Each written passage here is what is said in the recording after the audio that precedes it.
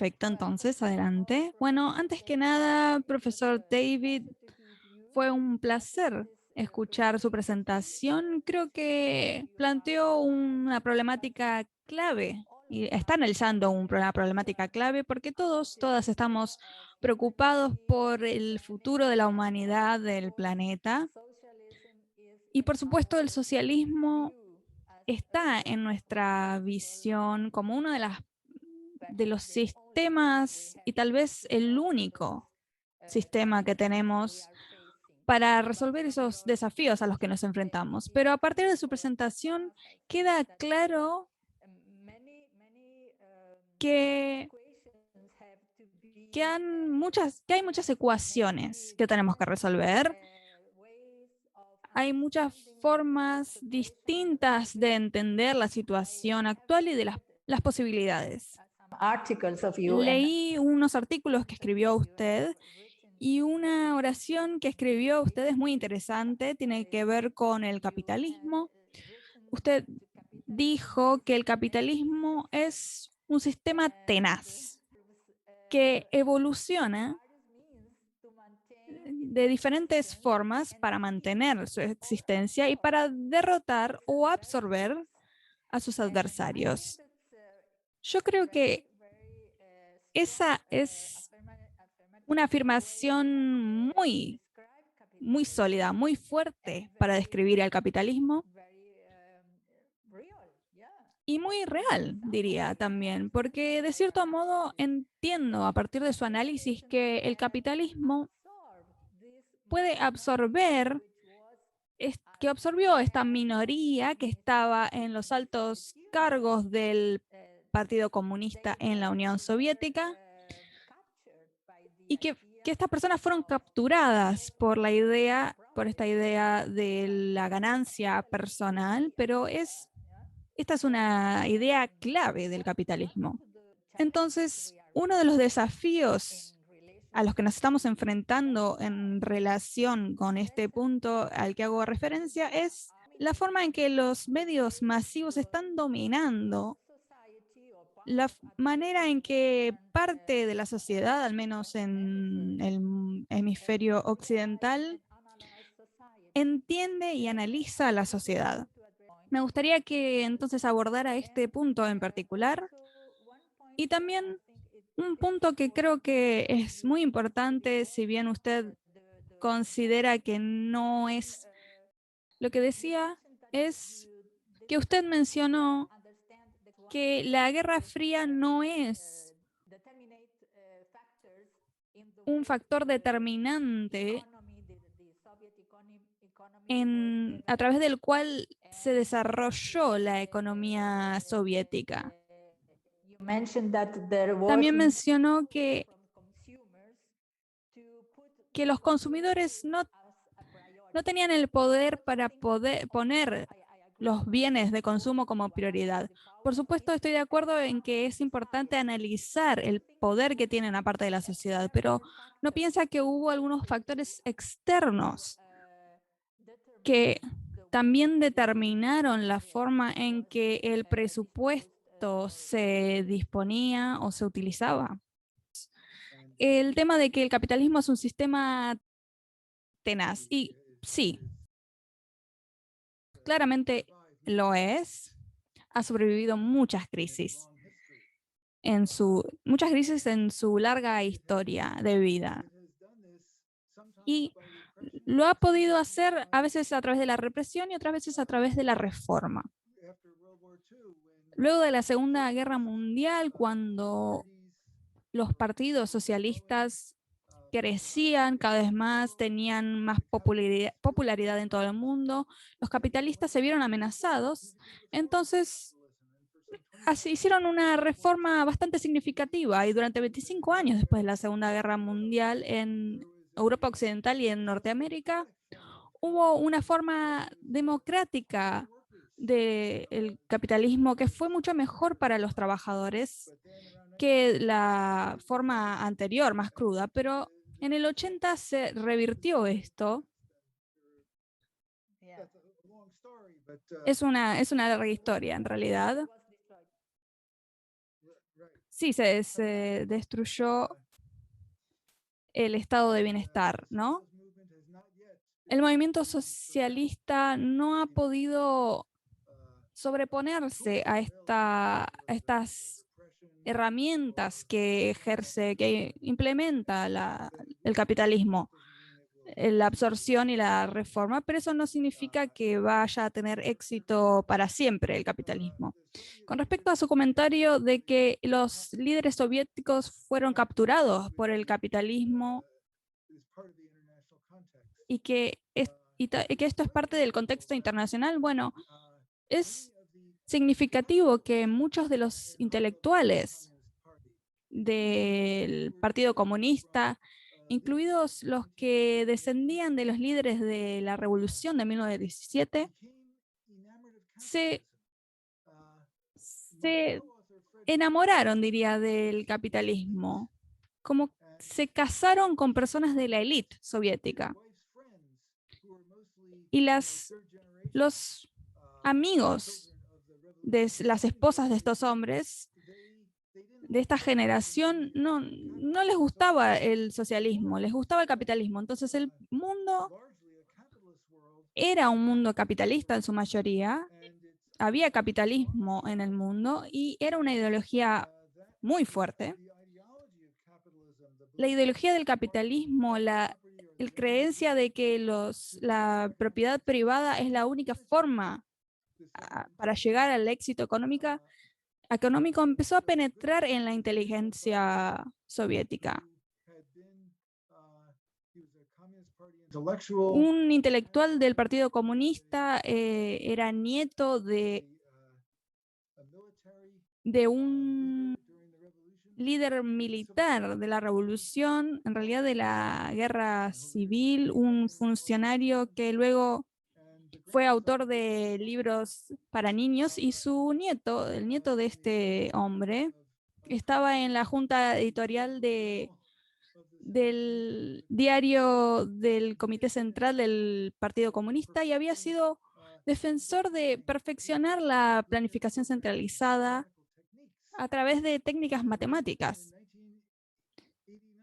Luego en el 89 cambió rápidamente, de un día para el otro, luego de leer libros de Milton Friedman y otros teóricos occidentales, empezó a creer en la propiedad privada.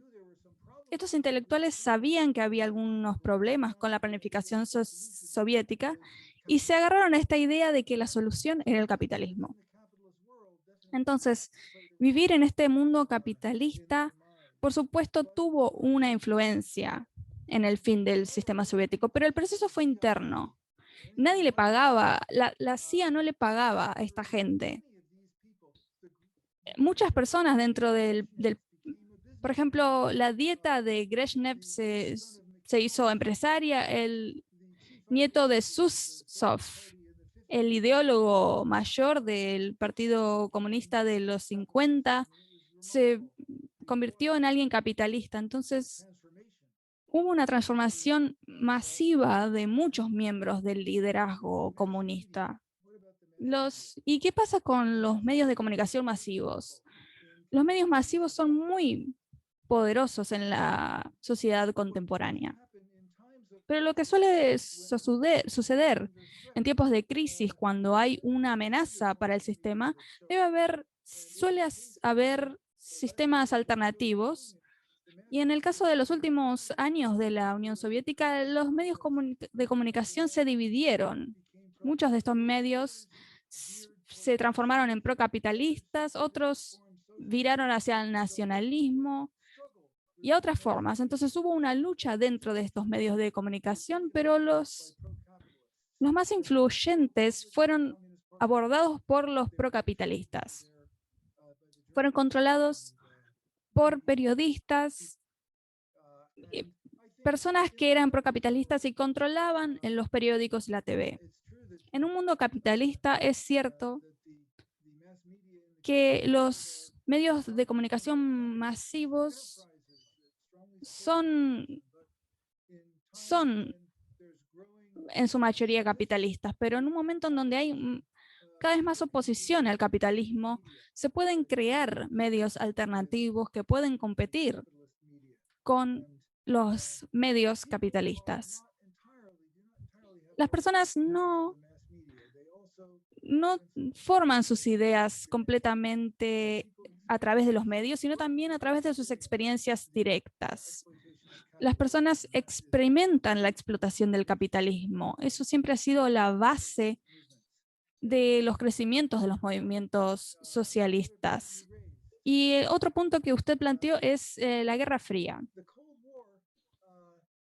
La Guerra Fría, como mencioné yo, el contexto internacional de un sistema poderoso capitalista fue un factor externo que afectó a un proceso interno, en mi opinión. Pero no parece que el gasto militar soviético fuera un factor significativo en los problemas que llevaron al fin soviético, porque voy a repetir lo que dije. En la década del 50, el gasto militar soviético era aproximadamente el mismo, incluso un poco mayor relativo a la economía, al tamaño de la economía soviética, que estaba creciendo un 70% por año, según las estimaciones occidentales. Incluso en los 80, cuando la Unión Soviética no intentó ponerse al mismo nivel que Estados Unidos en cuanto a su gasto militar, el consumo por hogar seguía creciendo durante todos los 80 hasta 1990. Entonces es cierto que el consumo soviético podría haber incrementado más rápido si no hubiera tenido la carga del gasto militar. El gasto militar se dice que promueve esto por la forma en que funciona el capitalismo, pero en realidad es un costo, no contribuye nada al crecimiento económico a menos que haya algo que tenga que ver con la tecnología. Pero a pesar de este gasto nacional, el consumo soviético siguió creciendo, así que para mí no parece ser uno de los factores para el fin del sistema soviético. Algunos conservadores han dicho que habían destruido el sistema soviético gracias a este factor, pero me parece que no es cierto. Si bien los ideólogos capitalistas sí tuvieron un rol en socavar este sistema soviético, eso sí. Muchas gracias, profesor. Creo que tenemos algunas preguntas del público. Jade, adelante, puedes hacer las preguntas. Gracias. Tenemos 3 preguntas y las voy a leer. Profesor Kotz, antes de 1985, una reforma importante en la URSS se llevó a cabo en el 65. Al final de la década del 70, la economía soviética y la sociedad soviética perdieron esa dinámica que había en la década del 50. ¿Cómo ve, cuál es el rol, según usted, de esta reforma? Y en la era de Brezhnev, durante la crisis de la planificación centralizada. La otra pregunta es esta. En general, el fin de la URSS se considera que fue en el 91, pero del 90 al 93, los legisladores elegidos para el Soviet Supremo se mantuvieron en el poder. Hubo una gran pelea entre el 92 y el 93 en Rusia, Ucrania y otras repúblicas. En 93 hubo una crisis constitucional que fue el pico de esta lucha. El fin de la lucha entre los miembros que quedaban del Partido Comunista Soviético y las personas que estaban en contra de Yeltsin llevó a la crisis constitucional del 93. ¿Cómo ve cuál es la conexión entre este proceso y el fin de la URSS y la transición del capitalismo? Otra pregunta es, Las fallas que usted cita como las razones del fin de la Unión Soviética no incluyen a Khrushchev y a su revisionismo. ¿Cuál le parece que fue su rol? Okay. So let me respond to these three very good questions. Bueno, déjenme responder estas preguntas. A mediados de la década del 60, hubo una reforma en el sistema de planificación ruso o soviético. Había habido reformas previas en la década del 50. Y no es fácil operar un sistema de planificación centralizada en un país tan grande, o sea, plantea desafíos. Antes de la Revolución Rusa, pensaban que podía llegar a ser algo simple para que los trabajadores pudieran administrar la economía, pero no es tan simple. De hecho, es mucho más complicado. Las reformas no tenían ninguna dirección consistente durante la década del 50, 60 y 70. A mediados de la década del 60, que es la pregunta puntual que me hacen, de la del 65, allí hubo un intento de darles capacidad de decisión a los empresarios, o sea, al nivel de las empresas. En el periodo de Khrushchev previo,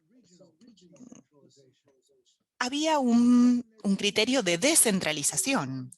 Pero después de estas reformas, o sea, la reforma en sí misma genera problemas. Entonces, generalmente hay una tendencia a regresar a lo anterior, a dejar de lado esta reforma y a volver a lo anterior. Esto ocurrió después del intento de descentralización de la década del 50, la del 65 también, que le daba más poder a las empresas, también generó problemas y trataron de hacer una vuelta atrás. Sin embargo, la economía soviética siguió creciendo y los estándares de vida también siguieron creciendo dentro de la Unión Soviética a lo largo de la década del 70. Así que yo no creo que las reformas previas a 1980 hayan tenido un rol significativo en la caída de la Unión Soviética, ya que estas reformas no atacaban el problema básico, central de la planificación soviética. No hicieron un intento de hacer que el sistema vaya más desde abajo hacia arriba. El liderazgo siempre tenía miedo de ceder su habilidad de manejar a toda la Unión. Y luego, a fines de los 80, cuando Gorbachov trató una reforma más radical, o sea, creo que esta idea de reforma de Gorbachov, tal como lo expresa en sus propios escritos, tenían un buen criterio de planificación, o digamos mejor, tenía un buen diagnóstico del problema. La falta de participación de los trabajadores en el proceso de planificación. La incapacidad del pueblo de poder hablar, elevar sus voces, pero creo que la secuencia de las reformas fue el problema. Creo que fue un error del Partido Comunista de ceder su poder cuando estaban apenas iniciando una transformación radical de sistema que seguramente iba a traer un desorden económico y este desorden, por supuesto, iba a brindar oportunidades políticas a los enemigos de este sistema. Y como el Partido Comunista cedió ante este control, no había una fuerza que pudiera combatir a estas nuevas fuerzas de la oposición que estaban emergiendo dentro de la Unión Soviética. Así que creo que en realidad primero deberían haber hecho una reforma de la economía antes de la reforma del Estado. Y creo que ese fue el gran error que cometieron. Y luego también el hecho de que cuando hay una oposición procapitalista y le mostró a Gorbachov que no era capaz de defender al socialismo, para poder derrocar al socialismo en la Unión Soviética, Yeltsin tuvo que romper, o sea, violar la Constitución y las leyes soviéticas una y otra vez. Y Gorbachov tuvo miedo de plantarse ante él, tenía miedo de perder el respaldo público. Fue una interacción muy interesante en realidad entre Gorbachov y el ministerio o el ministro de Defensa. Fue octubre o noviembre de 1991. Cuando Yeltsin estaba en el proceso de desmantelamiento del sistema soviético, Gorbachov seguía siendo el presidente y le dijo al ministro de Defensa, que era uno de los generales de alto rango, le dijo, si Yeltsin fuese arrestado, resolvería muchos problemas. Y el general le respondió, pero señor presidente, si yo hiciera esto sin su orden explícita, eso sería traición. Entonces lo miró a Gorbachov y esperó que le diera la orden, que era lo que querían hacer. Y Gorbachov lo miró y le dijo, bueno, yo hablaba solo de modo hipotético. O sea, claramente Gorbachov esperaba que el oficial arrestara a Yeltsin y que Gorbachov pudiera ver cuál era la reacción de la gente. Si era popular, él iba a tomar el crédito. Si no, lo iba a denunciar y que la culpa fuese del oficial. Gorbachov no... O sea, es como si él no hubiese entendido lo que estaba en juego. Y terminó, por supuesto, siendo vencido o derrocado por ello. Pero la lucha continuó después de 1991. En la República Rusa se eligió un nuevo parlamento, que esta es la segunda pregunta, la que me hicieron sobre la lucha y el problema de 1993. No conozco el caso de Ucrania, así que solo voy a responder por la Federación Rusa.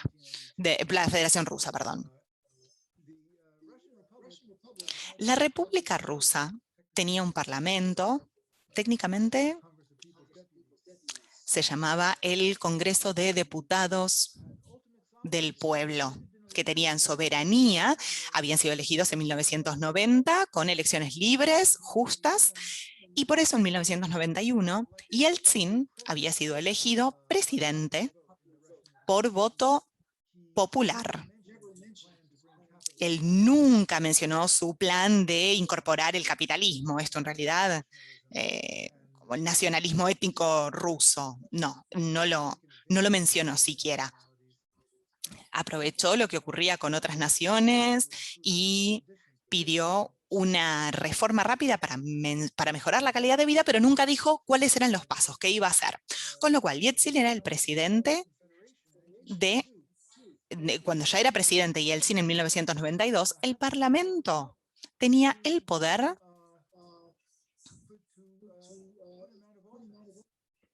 de colocar o sacar al que estuviera en el gobierno, en el poder. Tenían el poder de derrocarlo. En 1993 lo que ocurrió es que el Parlamento, un tercio de los diputados eran comunistas, un tercio eran de la base central, era un grupo que estaba cada vez menos contento con esta forma destructiva de capitalismo que había empezado a surgir en la Rusia post-soviética, y el otro tercio era una mezcla de otros grupos, eran grupos neoliberales, como yo suelo llamarlos. La estrategia de transición, entonces, siguió el concepto neoliberal de privatización, marketización, o sea, fue un desastre.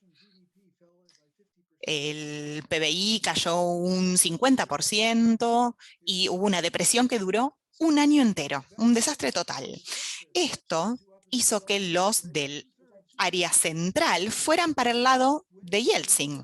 O sea que por eso es que Yeltsin recibió 2/3 del Parlamento en contra, y cuando tuvieron la votación para hacerle un impeachment, un juicio político, Yeltsin tuvo el poder de poder desmantelar a la Unión Soviética. O sea, fue irónico en realidad.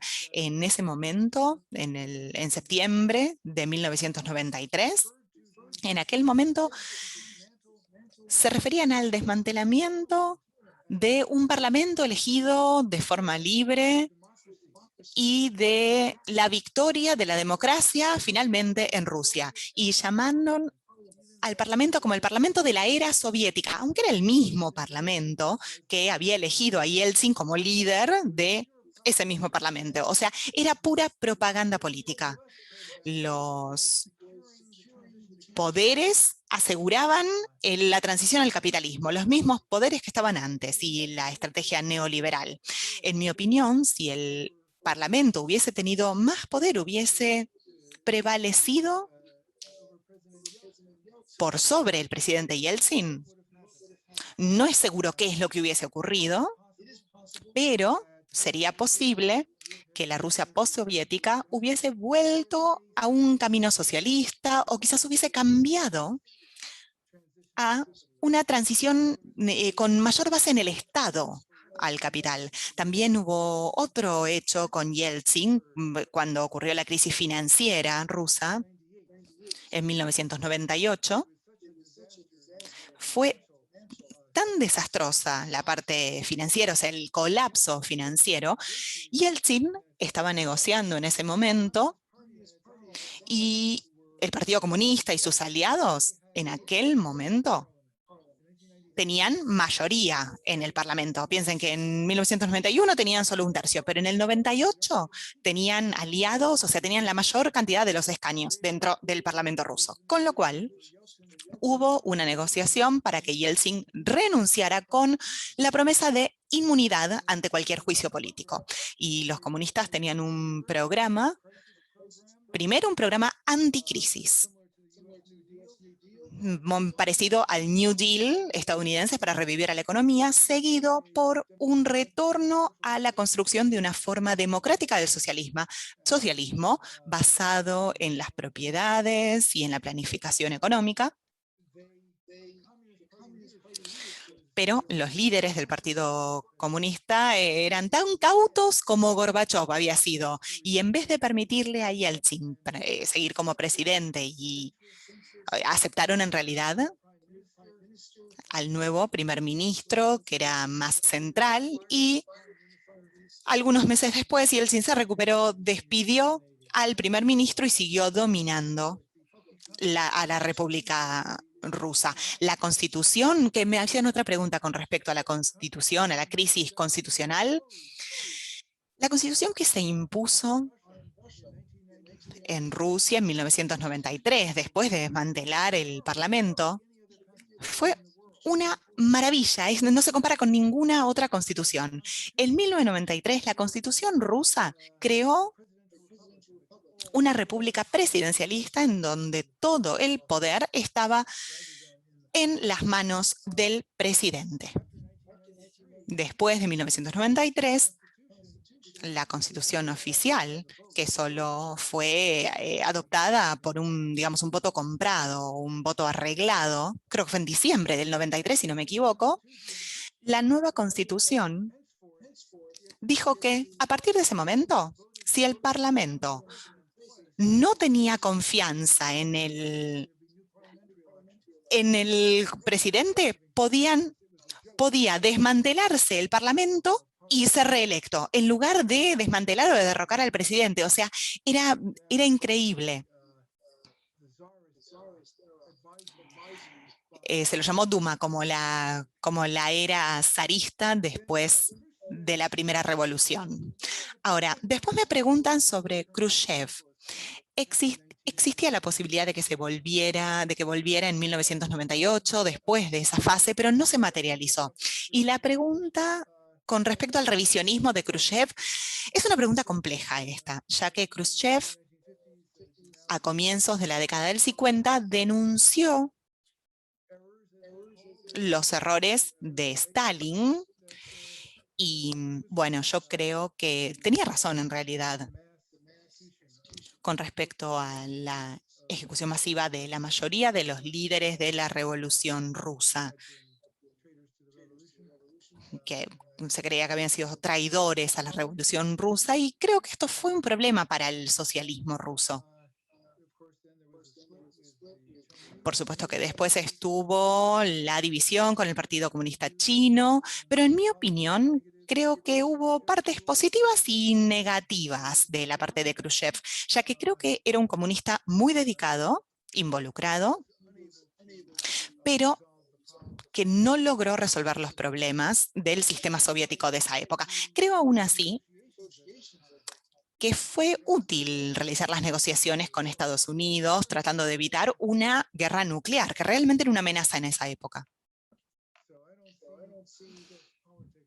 Así que no veo que la política de Khrushchev en sí mismo o en sí misma haya jugado un rol especial dentro de la caída o la desaparición de la Unión Soviética. No sé si hay más preguntas, si surgió alguna pregunta más. Sí, de hecho tenemos 2 preguntas más de la audiencia de China. En primer lugar, ¿la guerra en Afganistán fue un factor en la caída de la Unión Soviética con respecto al drenaje de recursos? ¿O generó alguna diferencia en el liderazgo? Y la pregunta número 2, ¿podría darnos un relato acerca del proceso de privatización de la década del 90 y qué es lo que se ha hecho desde ese momento para contener este proceso? Okay. 2 more good questions. Ok, 2 preguntas muy buenas también. Entonces, la guerra de Afganistán. En primer lugar, un poco de contexto acerca de Afganistán que puede ser útil. The first country to recognize El primer país en reconocer a la nueva República Soviética fue Afganistán. Afghan monarch at that El time monarca afgano de aquel momento trying to keep Britain trató controlling Afghanistan. de evitar que Gran Bretaña controlara Afganistán. Entonces, cuando ocurrió la revolución, el monarca afgano vio a los soviéticos como un posible aliado y dio un discurso alabando al gobierno ruso o soviético. Lenin se emocionó un poco bastante, por así decir, pensando en las alabanzas del monarca afgano. Se sintió, supongo que un rey medieval. Y después de eso, Afganistán comparte una frontera bastante larga con la Unión Soviética y respaldan sus posturas a nivel internacional. Pero la Unión Soviética no tuvo ninguna intervención dentro de las cuestiones internas de Afganistán. Es decir, la frontera sí existe, pero existe con un gobierno que no les plantea ningún problema a los soviéticos. Luego, en la década del 60, algunos oficiales menores de Afganistán estuvieron en Moscú obteniendo la educación, quedaron impresionados por el socialismo soviético y declararon que iban a generar o a instaurar el socialismo en Afganistán también.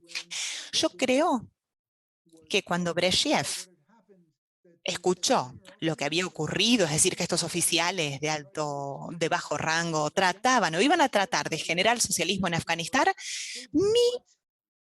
mi impresión fue que dijeron que los líderes socialistas estaban contentos con la situación de ese momento en Afganistán. Entonces, por algunos años, el nuevo liderazgo de Afganistán, que era bastante exitoso en esa época, presentó e introdujo muchas reformas. De repente, por ejemplo, las mujeres tenían derecho a obtener una educación y hubo muchas reformas progresistas. Y la parte de la población que vivía en áreas urbanas, que era muy pequeña, respaldaban luego al nuevo régimen y realmente hay mucha evidencia al respecto. Pero en la parte rural, las personas, el pueblo, la parte musulmana, estaba desconcertada y muy enojada con la educación de las mujeres. Entonces empezó a generar una resistencia ante el nuevo régimen. Y en ese momento, como admitieron luego en Estados Unidos, decidieron financiar y organizar un movimiento contra el gobierno afgano en Estados Unidos. Después alardeaban al respecto y dijeron, vamos a darles un nuevo Vietnam. Estados Unidos fue quien creó el Talibán para organizar toda esta batalla de misiles. O sea, era un respaldo a la población de Afganistán, pero la población rural no estaba de acuerdo con el nuevo régimen. Y cada vez el régimen se complicó un poco más, empezó a generarse la preocupación del colapso del régimen afgano y tener un problema en en la frontera con un gobierno aliado a Estados Unidos, ahí es donde la Unión Soviética empezó a intervenir. Sacaron a un líder afgano, instauraron a otro, así que ahí absorbió algunos recursos, pero no fue una guerra en realidad tan grande como la de Vietnam representó para Estados Unidos, pero sí implicó algunos recursos soviéticos implementados allí. Es muy difícil cuando hay este tipo de respaldo de la parte rural del pueblo afgano. Pero esto generó desatisfacción y los soldados soviéticos cuando volvieron pensaron que estaban luchando contra la resistencia popular afgana. Así que hay algo que podemos decir del Partido Comunista, y es que, bueno, al surgir en la década del 90, cada vez hubo menos satisfacción con el Partido Comunista. Lo que mostró una encuesta popular fue que el pueblo, las personas normales, seguían respaldando con la misma cantidad, o sea, el mismo porcentaje que ocurría previamente al socialismo, a los valores que representaba el socialismo del empleo pleno, de la garantía de tener un empleo, la hostilidad a las empresas privadas, es decir, resistencia a la privatización, pero al mismo tiempo no les gustaba el Partido Comunista, no lo respaldaban. Entonces estas dos cuestiones surgieron y creo que la guerra en Afganistán fue uno de los factores que llevó a la disatisfacción o a la falta de satisfacción con este gobierno. Sin embargo, las fuerzas principales, que fueron las que generaron esta caída o desaparición, bueno, no creo que estén tan relacionadas con Afganistán en este caso. Y la pregunta con respecto al proceso de privatización en la década del 90, bueno, esto tomó diferentes formas. Hubo diferentes componentes de la estrategia neoliberal para la transición de un sistema que estaba basado íntegramente en la planificación pública al que estaba basado en el mercado libre. Liberaron los precios inmediatamente en enero de 1992. Casi liberaron todos los precios en realidad, y eso produjo una hiperinflación, que fue realmente una forma muy mala de encarar esta transición. Así que en primer lugar, lo que ocurrió entonces fue la marketización, que produjo un aumento extremo de los precios, también inflación en digamos, los salarios. En 1992 uno podía ver las personas que habían luchado en la Segunda Guerra Mundial, los veían pidiendo una limosna en la vía pública, en los subtes. El proceso de privatización fue difícil. Lo que ocurrió en primer lugar fue una privatización informal, en donde los directores de las empresas simplemente tomaron la propiedad de sus empresas y nadie los detuvo. O sea, fue como una privatización de facto. Luego hubo un grupo de operadores financieros que surgieron de la economía ilegal, de la economía subyacente, y algunos oficiales de alto nivel soviéticos que se convirtieron en operadores financieros, especulando con monedas o con divisas extranjeras, que ganaron grandes fortunas y que empezaron a tomar las empresas, aparte de medios ilegales. Estaban vinculados con pandillas ilegales, con grupos ilegales, y muchos de estos operadores, Boris Orizovsky era uno de ellos, y en algunos casos hubo empresas soviéticas, una de construcción que era muy conocida en su momento, que trabajaba en una de las principales ciudades rusas, continuó siendo dirigida por sus directores, digamos, tradicionales, pero uno de estos representantes, al que se los llamó después oligarcas, se acercó a ellos y empezaron a cambiar, a derivar las ganancias a su propio grupo. Como los directores se negaron, luego recibió un llamado por teléfono y murió. Murió a partir de, en realidad, de un sistema manejado por la inteligencia rusa que quería descartar a este tipo de personas. Y luego, miembros ya jubilados que armaron sus propias organizaciones de seguridad, de inteligencia, y ese grupo terminó tomando las empresas. Era, por supuesto, un tipo de privatización diferente, extraño, y también hubo otro tipo de privatización que era el que repartía las acciones de las empresas a los empleados. Pero los empleados estaban sin recibir salarios, estaban casi llegando a la hambruna sin poder alimentar a sus familias, entonces recibían estas acciones. Y esto que resultó ser una propiedad o una privatización de las empresas a través de este método, nunca funcionó como funcionaría en la actualidad. Esto horrorizó a la población y fue un proceso. Fue el proceso que desencadenó la reestructuración neoliberal. Yo entrevisté a un director de una empresa más pequeña, creo que debe haber sido el 1900, no me acuerdo si 94. Bueno, pero él lo que quería hacer era mejorar su empresa, su maquinaria, pero no lograba financiamiento. Y la única forma en la que logró ganar dinero o a través, digamos, de una empresa productiva, era si robaba, si hacía un fondo, un esquema para robar fondos. Entonces, porque las únicas empresas que realmente eran rentables en las condiciones de producción en esta transición eran las que exportaban materias primas, solo esas empresas. Lo que había sido eficaz como empresas de su momento, directamente las maquinarias se vendían, todo se exportaba, o sea, fue una destrucción terrible de una economía muy industrializada en ese momento. Fue como un revés, un paso atrás de la Rusia de ese momento.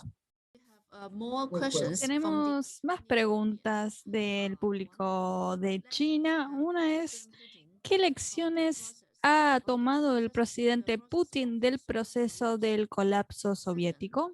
Segundo, en China escuchamos mucho sobre el lado chino de la historia, de la separación de la URSS y la relación que tenía con China en el 60. ¿Cómo se veía esto desde la Unión Soviética? ¿Hubo alguna diferencia en el liderazgo con respecto a la relación con China? El profesor Kotza acaba de mencionar un experimento en 1998 para volver al camino socialista. ¿Nos podría contar un poco más sobre eso? Y otra pregunta es, ¿cómo hizo Putin para llegar al poder? ¿Y cuáles fueron algunos de esos movimientos clave para llegar a la privatización y la nacionalización? Parece que Putin no estaba muy contento con el colapso soviético, pero bueno, era un funcionario de menor rango, vino de Alemania, en donde había sido funcionario de la de inteligencia, volvió a San Petersburgo y allí se convirtió en funcionario del gobierno de San Petersburgo. Cuando Putin llegó al poder, representaba fuerzas que querían la restauración del orden. Durante el periodo de Yeltsin del 92 al 99, hubo un desorden extremo. Los oligarcas fundaron la campaña de reelección de Yeltsin del 96. El Partido Comunista hubiera derrotado a Yeltsin en las elecciones presidenciales porque había elecciones relativamente libres durante ese periodo y parecía que el partido iba a volver al poder en el 1996. Sin embargo, los oligarcas financiaron la campaña de reelección de Yeltsin y utilizaron todo el poder de la oficina presidencial y una serie de trucos sucios para impedir que los comunistas volvieran al poder. Por ejemplo, la campaña de Yeltsin creó programas comunistas falsos que llamaban a el arresto de grandes cantidades de personas que no estaban de acuerdo con el Partido Comunista. Una campaña de Yeltsin también decía, fuimos tan efectivos en crear programas falsos que los funcionarios del Partido Comunista al final no estaban seguros cuáles eran sus verdaderos programas. También se rompieron, se circuló información de que se cancelaban algunos eventos comunistas, se les negaba el acceso a candidatos del Partido Comunista a sus propios eventos. Entonces, al final, muchos expertos están de acuerdo en que el candidato del Partido Comunista derrotó a Yeltsin, hubiera derrotado, en realidad derrotó a Yeltsin en la segunda ronda, pero las elecciones estuvieron arregladas. Las personas que obtuvieron la mayor cantidad de votos, las dos personas que obtuvieron la mayor cantidad de votos en la primera ronda, pasaron a la segunda ronda de votación. Y yo estuve ahí durante esas elecciones y vi los resultados. Durante la primera ronda había regiones enteras que habían votado por el comunismo y en la segunda ronda se veía que habían votado por Yeltsin. Era inaudito. Entonces, los oligarcas tuvieron la libertad de hacer lo que querían y produjeron un desastre y un desorden masivo. Cuando llegó Putin al gobierno, tenía la determinación de restablecer este orden. Y lo hizo. Cortó el poder de los oligarcas y les impidió que participaran libremente en lo que participaban en la década del 90. Porque había batallas directamente en las calles de Moscú para controlar ciertos barrios. Y eso terminó durante la época de Putin. La economía se empezó a recuperar, pero la estrategia neoliberal nunca cambió. Nunca bajo el gobierno de Putin hubo un intento de realmente implementar una estrategia de reindustrialización de Rusia, que es el único camino para la prosperidad económica en una Rusia postsoviética.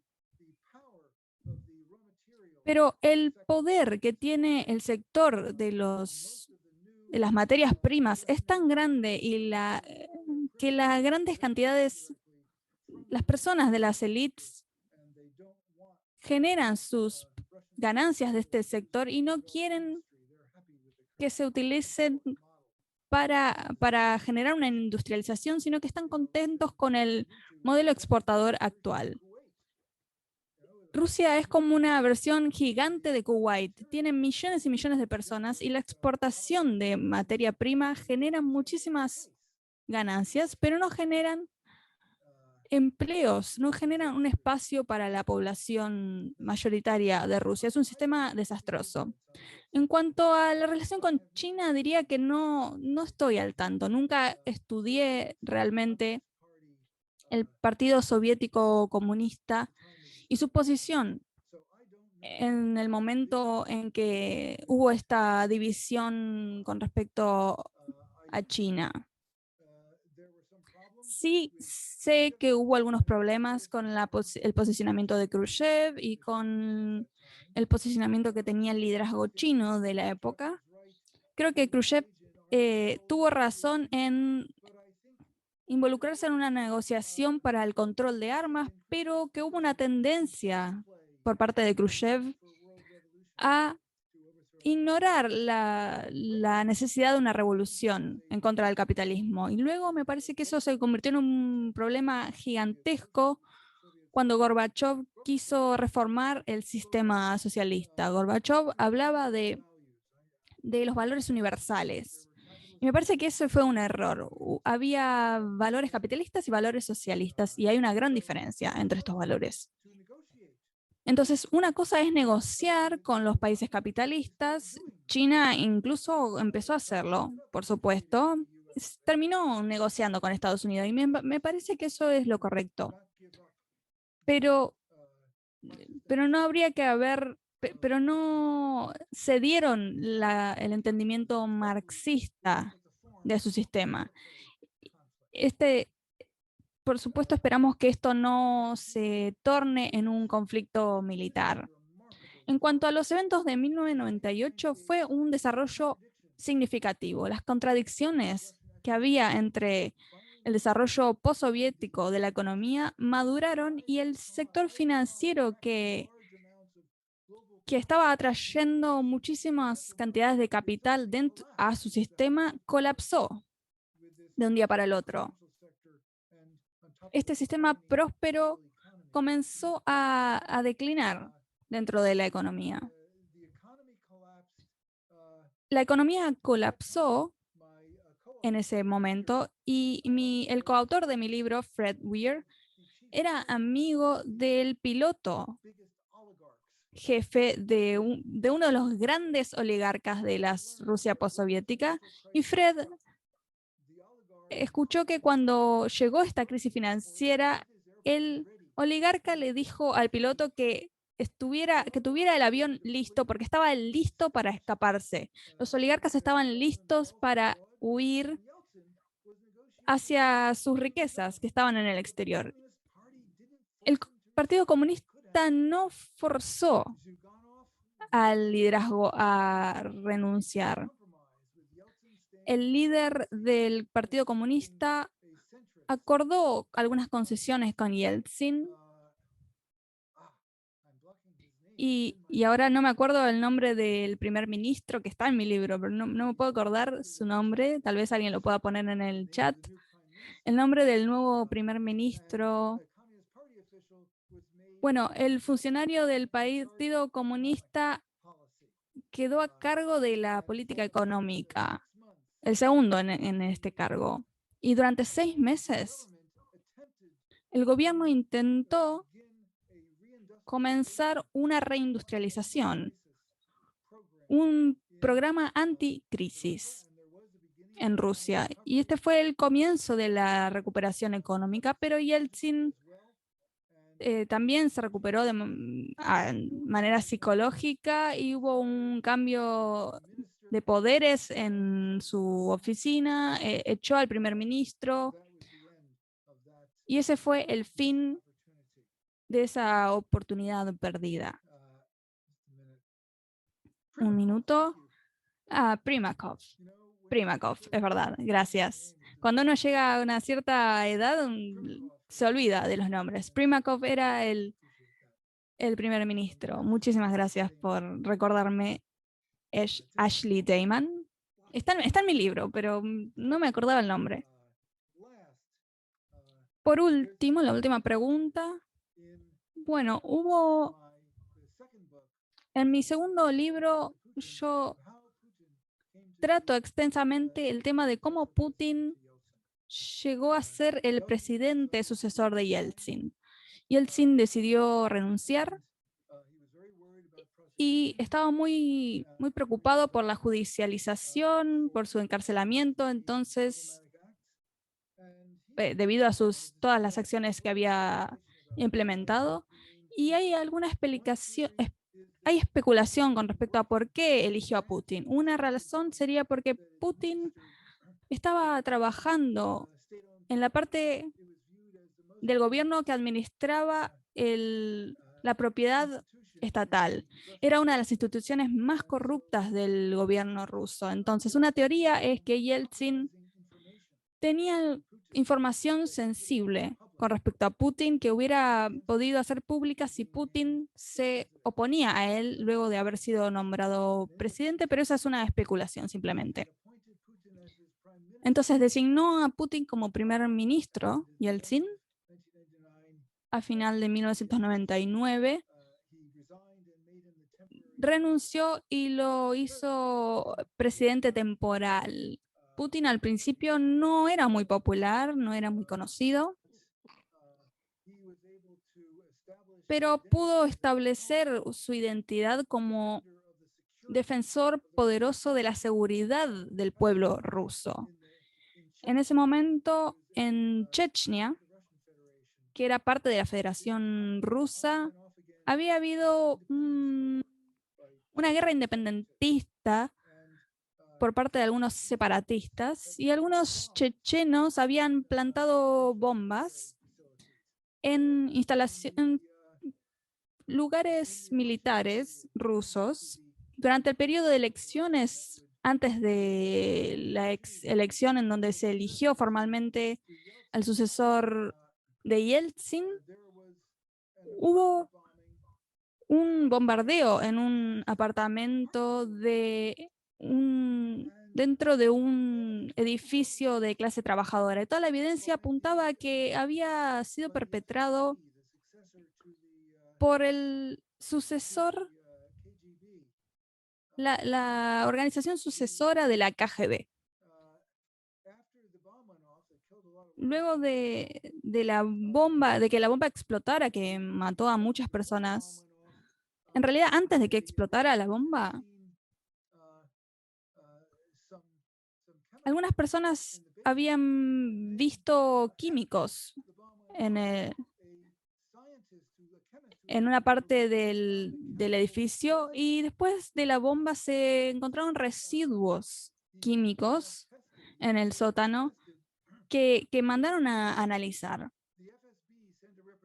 La FSB mandó a un representante a este edificio y les dijo a los residentes que no dijeran nada sobre el bombardeo. Prometió renovaciones para mejorar las condiciones del edificio y tomó control de los residuos químicos que habían sido hallados luego de que la bomba explotara y todo quedó silenciado, el asunto quedó olvidado. Algunos funcionarios parlamentarios que pensaban y decían públicamente que esto había sido perpetrado por esta sucesora de la KGB y misteriosamente murieron luego de estas declaraciones. Putin dijo: voy a actuar, voy a encontrar a estos criminales chechenos, los voy a encontrar en cualquier lado en donde estén.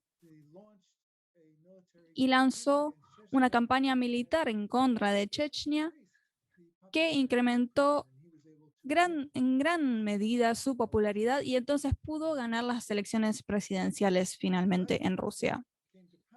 Así es como Putin entonces llegó al poder. Quiero ver si pude responder todas las preguntas. Putin nunca intentó revertir la privatización, nunca intentó nada de esto. Incrementó el poder político y de seguridad de su gobierno, abolió los elementos de democracia, básicamente, que habían estado presentes durante el periodo postsoviético de Rusia y se transformó en un régimen completamente autoritario en el cual estaban arregladas las elecciones, las personas en lugar de ser elegidas. Un segundo, no sé qué pasó con mi pantalla. Tengo un problema con el chat. No sé por qué me sigue apareciendo el chat. En la pantalla que tengo en chino sigue apareciendo el chat, no sé por qué. Entonces, hay un gobierno central fuerte y a diferencia de Yeltsin, que quería trabajar con el imperialismo estadounidense, Putin se resistió a Estados Unidos en diversas medidas. Me parece que es bastante positivo, pero en cuanto a su política interna, no hubo ningún cambio para que se implementara una política más progresiva. Creo que no tenemos mucho tiempo. Profesor David, tengo dos preguntas para usted. Espero que tengamos tiempo, al menos para algunas preguntas breves. Sí, tenemos tiempo, tenemos tiempo. Muchísimas gracias, Jade. Entonces, una pregunta tiene que ver con un artículo que escribió usted, en donde hay un análisis comparativo del desarrollo de la nueva política en China y estos sucesos que estamos analizando en la ex Unión Soviética. Entonces, me gustaría que resumiera el análisis comparativo de estos dos procesos tan importantes, en particular debido a la importancia de China en el escenario geopolítico actual. Esa es la primera pregunta. La segunda tiene que ver con un futuro socialista posible. ¿Piensa usted que la experiencia soviética muestra que la idea de una experiencia socialista específica en un país no sea sustentable, no sea practicable? Deberíamos volver a pensar esta pregunta tan clave con respecto al socialismo. En cuanto a la comparación entre la transición al capitalismo en la Rusia postsoviética versus la transición, la reforma y la apertura en China, es un tema muy extenso, así que brevemente puedo decir que los asesores occidentales que pedían una transición neoliberal en Moscú le dieron los mismos consejos a Xiaoping en 1997. Milton Friedman decía esto para China, decía que la única forma de reformar la economía china era privatizar y generar esta economía de mercado. Esta persona fue ignorada, estos consejos fueron ignorados y hubo un abordaje de políticas completamente diferentes. Se incrementó gradualmente el rol del mercado en la economía de China, sin hacer nada con respecto a las empresas estatales. Se le permitió a estas empresas estatales que pudieran vender el exceso de su producción en mercados de consumo y empezaron a quitar las regulaciones económicas. No fue algo fácil porque hubo problemas de inflación durante la década del 90, pero se empezó a hacer bastante gradualmente. Hubo nuevos desarrollos en cuanto a las propiedades. No había privatización de las empresas, pero una nueva privatización en donde se pensaba fuera del plan. Yo visité una de estas propiedades durante los 90. Estas políticas al principio produjo un crecimiento muy rápido en China. Así que no hubo transición hacia una recesión. En Occidente no se quería creer que esto iba a funcionar. La privatización se creía que era el único camino, así que el Banco Mundial publicó un estudio, creo que, no me acuerdo en qué año fue, creo que fue en 2001 más o menos. Publicaron un estudio, el Banco Mundial, sobre todas las economías de transición que pasaban de la planificación centralizada hacia una economía de mercado e incluyeron a China junto con otros países europeos de Europa del Este y lanzaron estas gráficas. En todas las partes en donde se habían seguido las estrategias de transición neoliberales del FMI, se veía el gráfico descendente. Grandes recesiones. Pero para China, los gráficos ascendían, subían. ¿Y cuál era la conclusión del informe entonces? Que la única estrategia efectiva era la que el FMI y el Banco Mundial recomendaban a nivel mundial, la privatización. Decían que si China hubiera seguido esa política, hubieran crecido incluso mucho más rápido. El crecimiento de China, según ellos, era el resultado de las condiciones favorables iniciales, a pesar de las políticas que habían implementado. Uzbekistán, una de las repúblicas soviéticas, no siguió esta estrategia, sino que una persona dentro del gobierno sabía que esto iba a ser un desastre, entonces en lugar de eso, siguieron una estrategia de transición gradual, y en Uzbekistán el gráfico se mostraba la recesión más pequeña de todas, y fue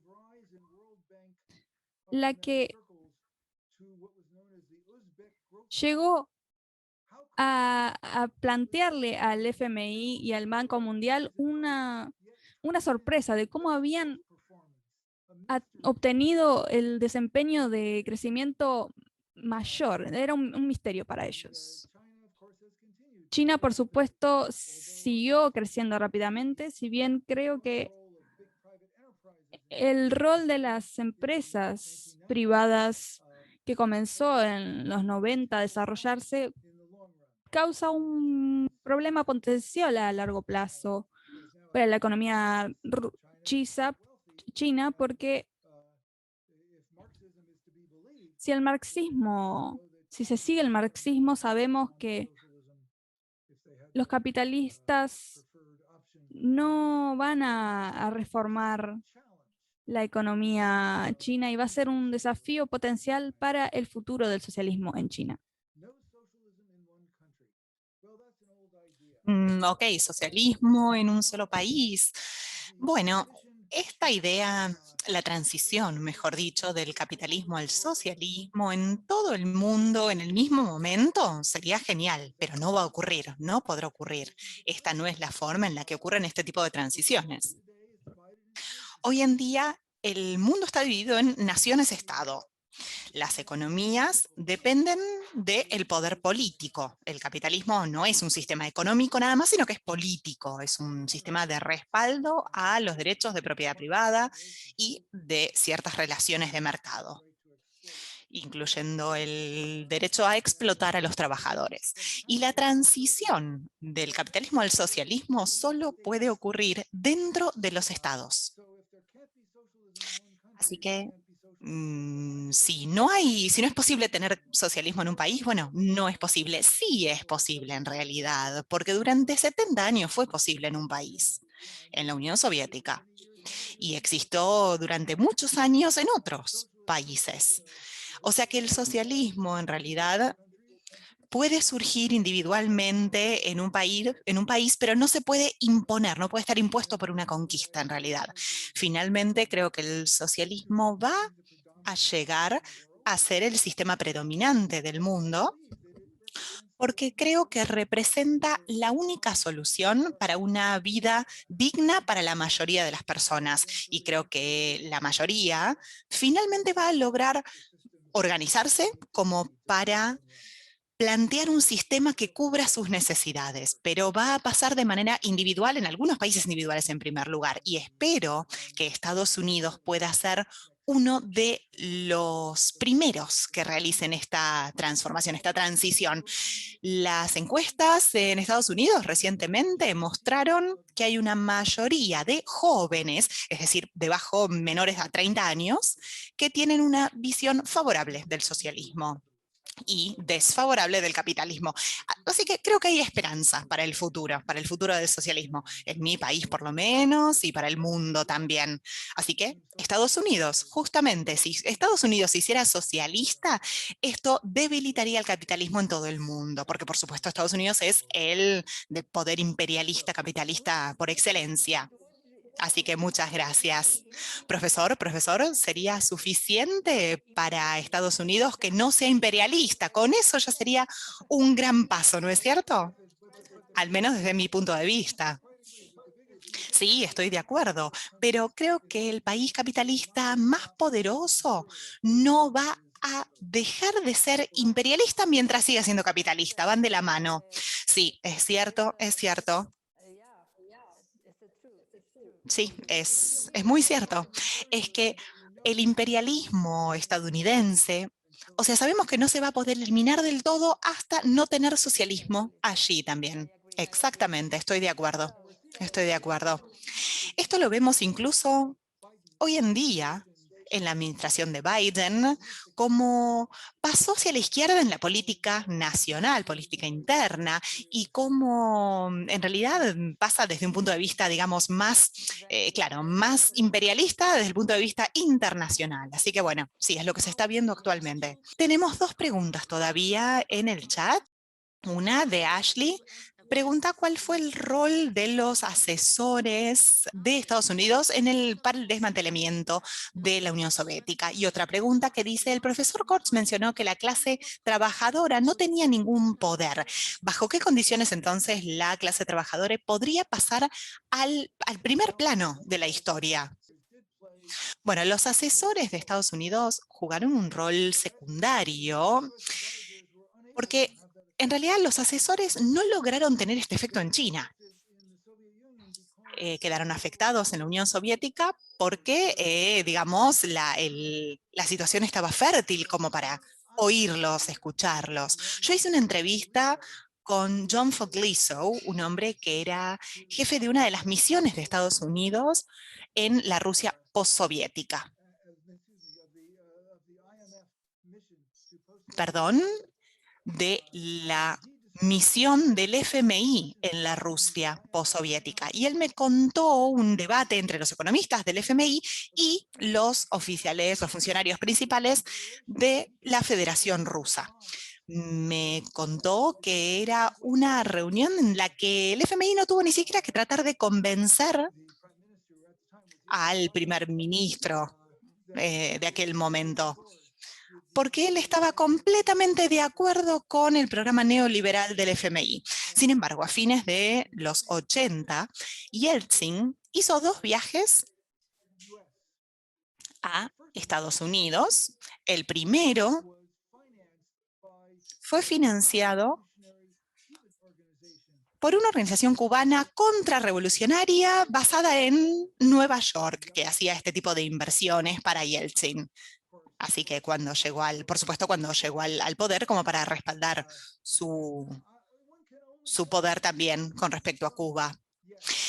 Podemos asumir, porque todavía no se sabe, cuáles son las charlas que Yeltsin pudo haber tenido con los asesores de Estados Unidos durante esta visita. Lo que sí se sabe es que la parte militar de Estados Unidos planteó qué hacer después de, digamos, qué hacer con la Unión Soviética después de ganar la guerra, dividirlo en 15, 16, 17 estados. Quizás los asesores estadounidenses fueron los que les recomendaron esto a Yeltsin. Pero aún así Yeltsin era muy inteligente desde el punto de vista político, no necesitaba asesoramiento de Estados Unidos. Este era su talento en realidad, era muy hábil en encontrar una estrategia para llegar al poder y para generar más poder cuando lo tenía. Realmente muy hábil para hacer todo eso. Creo que quizás sí le pueden haber dado algún asesoramiento, confirmado lo que él ya venía pensando, nuevas ideas, pero no creo que haya sido un factor decisivo. De hecho, en realidad los asesores trataron de determinar el curso de China y fracasaron, así que hubo algo aquí que hicieran que, bueno, el caso soviético funcionara. Ahora, la pregunta sobre la clase trabajadora y cómo pueden llegar al poder. Bueno, en muchos lugares del mundo a través de las revoluciones. La revolución rusa estuvo realizada en realidad por la clase trabajadora rusa. Trabajadores, vendedores, ellos eran los que lograron hacer la revolución bajo el liderazgo de la parte bolchevique, en realidad, del partido bolchevique. Inicialmente, los trabajadores tomaron las fábricas, se instauró un sistema que parecía incluir a los soviéticos, en realidad había como consejos comunales o consejos de trabajadores. Estos consejos o juntas de trabajadores lo que hacían era, una vez que el Partido Comunista estuviera en el poder, ellos lideraban el Estado. Y la guerra civil tuvo un impacto bastante fuerte sobre los trabajadores. O sea, muchos perdieron sus trabajos, muchos murieron, muchos tuvieron que enfrentar intervenciones extranjeras. Muchos representantes de las clases más altas rusas se plantaron contra el nuevo régimen. Así que, por supuesto que este poder concentrado en el Estado, en Moscú, para luchar contra los enemigos, cuando se terminó la época de la guerra civil, es muy difícil de ceder el poder una vez que uno ya lo tiene. Entonces, este liderazgo,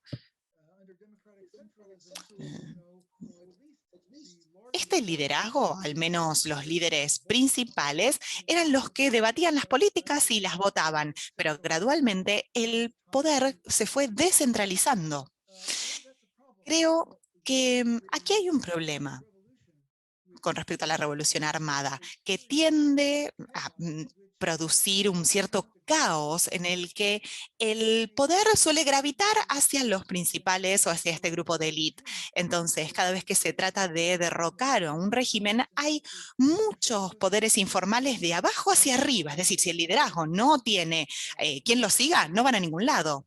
Una vez que llegan al Estado, es muy difícil lograr la transición a una forma democrática. No sé la respuesta a esta pregunta que están planteando, pero creo que los movimientos socialistas de todas partes del mundo deberían encontrar una forma de hacer la transición al socialismo mediante la cual el poder del pueblo, de la población en sí misma, rápidamente se pueda institucionalizar. Es decir, que el liderazgo sea responsable de las masas de personas, del pueblo. Este problema todavía no se ha resuelto dentro del socialismo de manera adecuada.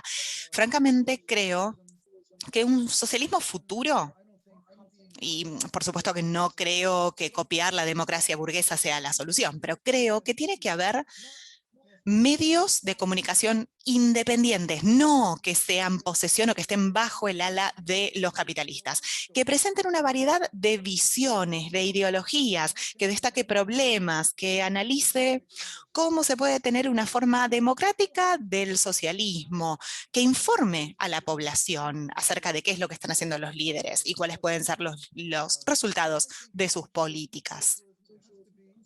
Así que creo que un socialismo futuro, creo que, digamos, la transición no puede ser gradual. Se tiene que expropiar la clase capitalista, porque si no van a seguir resistiendo y van a tener éxito, porque ellos mantienen su riqueza y se mantienen en el poder. Tiene que haber una transición lo suficientemente rápida. No implico con esto que no pueda ser pacífica. Y una vez que la clase capitalista ya no exista y que los capitalistas tengan que ir a buscar trabajos en vez de simplemente vivir de sus fortunas, ahí hay que institucionalizar el poder del pueblo, de las personas comunes, lo más rápido posible para generar un sistema de medios de comunicación diversos. Y creo que este es el camino, pero todavía no ha ocurrido. El tema es que lo que todavía no ocurre, en algún momento ocurre en la historia. Y creo que que se va a lograr. Espero que, bueno, cuanto antes, mejor. Perfecto, tenemos una última pregunta, prometido que es la última. Perfecto, una última. Profesor Kotz, ¿cómo se convirtió usted en un socialista o comunista? Ok, voy a hablar en primer lugar de mí mismo y de mi generación luego. Yo terminé la escuela secundaria en 1961 y de la universidad en 1965. Después hice un posgrado a fines de la década del 60. Personalmente, fui influenciado por mis padres que eran activistas socialistas durante la década del 30, durante la Gran Depresión. Y aprendí de mis padres que el socialismo era la respuesta a los problemas del capitalismo, pero eran ideas estas, no eran muy reales para mí mientras yo era un niño, mientras crecía, pero me involucré en actividades de protesta durante la secundaria, por ejemplo, los ensayos de pruebas nucleares, apoyaba el desarme nuclear, luego me involucré en el respaldo de ponerle fin al sistema de las castas en Estados Unidos. Durante la universidad participé en el verano de libertad o independencia para Mississippi, que era un proyecto que trataba de derrocar la segregación racial en Mississippi, que es la parte central de la segregación de Estados Unidos. Así que estas experiencias fueron las que me radicalizaron. Empecé a ver entonces el poder potencial de un movimiento popular para cambiar la historia.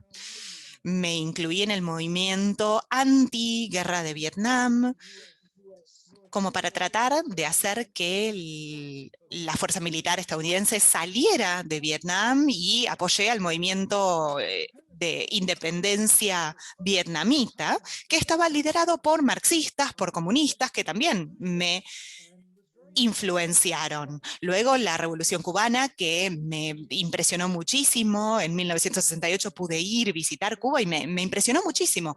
Así que muchas personas de mi generación, movilizados por la opresión social, racial, por el imperialismo, nosotros tratábamos de entender por qué nuestros gobiernos matan a esta gente de Vietnam para mantener el control sobre el pueblo. Mientras tratábamos de entenderlo, leímos el imperialismo de Lenin, llegué al marxismo a través de este activismo antiimperialista y finalmente a mi visión de que el socialismo realmente es la única forma de generar o crear un mundo que no tenga estos problemas de explotación de la fuerza de trabajo y, digamos, las bases fundamentales de este sistema, o las desigualdades raciales, el imperialismo. Y luego me convertí en profesor. Estuve muchos años organizando a los trabajadores en Oakland, en California, y después terminé mis estudios de posgrado y me convertí en profesor de economía. Y como profesor de economía en la Universidad de Massachusetts, me invitaron a dar un curso sobre economía marxista. Y esto completó mi transición personal para convertirme en un marxista. Así que analicé la teoría del valor y la considero la mejor teoría para entender el capitalismo y la explotación que genera el capitalismo. Así que, bueno, esta es la combinación de la historia no solo de mi vida personalmente, sino de mi generación. A fines de los 60, los jóvenes de Estados Unidos eran revolucionarios. Las encuestas muestran que la mayoría de los estudiantes universitarios de Estados Unidos veían al Che Guevara y a Ho Chi Minh como los representantes o como las imágenes principales a quienes seguir. Eso era lo que ocurría en ese momento. Sí, esto era la revolución, pero por supuesto éramos todos estudiantes universitarios de clase trabajadora en ese momento, pero esto era lo que ocurría. Así que seguí trabajando como parte del grupo trabajador y me di cuenta de que no se podían resolver estos problemas mediante el capitalismo. Pero ahora tenemos una nueva generación joven que está experimentando el mismo proceso por la forma en la que el neoliberalismo está oprimiéndolos a través de esta educación que ni siquiera pueden costar, los estándares de vida que cada vez caen más, falta de trabajos. Muchísimas gracias, profesor. Profesor David, ha sido un placer escucharlo. Nos ha inspirado con sus experiencias personales, su coherencia, que no es algo tan común en muchos ciclos académicos. De hecho, en mi país, por lo menos, esta es una realidad. Me identifico mucho yo misma como miembro de esta generación, pero desde el sur, desde el hemisferio sur. Nosotros también hemos tenido estos ejemplos inspiradores como Ho Chi Minh, como el Che Guevara y muchos otros. Y los ciclos de dictaduras en nuestros países, en Brasil, en Uruguay, en Chile, en Argentina, en América Central. Todo esto fue una época y una lección muy ardua, pero muy inspiradora, aunque haya sido, digamos, un periodo muy peligroso. Así que ha sido un placer que usted haya abordado estas preguntas y estas cuestiones tan clave sobre las que podemos seguir pensando si nuestro objetivo, como estoy segura de que lo es, nuestro objetivo es generar una sociedad diferente, una sociedad socialista, con justicia, con instituciones democráticas y de la misma manera en la que usted lo describió, no liberales, no las instituciones liberales que están fracasando hoy en día, que están fracasando en toda la parte de Occidente al menos.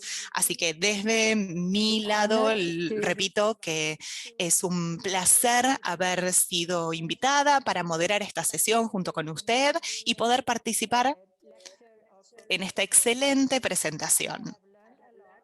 He aprendido mucho, ha sido un privilegio realmente y espero que podamos recibirlo pronto, profesor David, y a ustedes, profesora Jade, también en nuestra universidad. Muchísimas gracias, ha sido un placer. Gracias nuevamente.